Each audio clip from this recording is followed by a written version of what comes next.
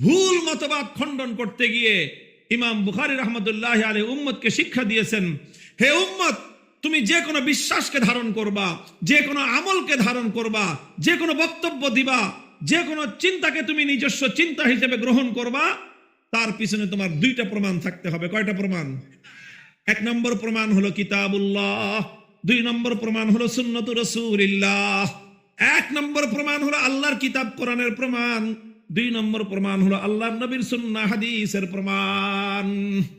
তারাকতু ফীকুম আমরাইন লান তাদিল্লু মা তামাসসাকতুম বিহিমা কিতাবাল্লাহি ওয়া সুন্নাত রাসূলিহি।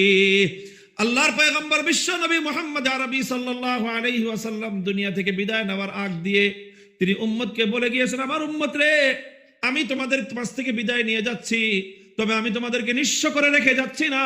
তোমাদের মাঝে আমি দুটি জিনিস রেখে যাচ্ছি। যতদিন পর্যন্ত এই দুই জিনিস তোমরা আঁকড়ে ধরে রাখবে, ততদিন পর্যন্ত পৃথিবীর কোন শক্তি তোমাদেরকে মিসগাইড করতে পারবে না, বিভ্রান্ত এবং পথভ্রষ্ট করতে পারবে না। এক নম্বর জিনিসের নাম হলো আল্লাহর কিতাব কোরআন, দুই নম্বর জিনিসের নাম হলো আমার নবীর সুন্নাহ তথা হাদিস।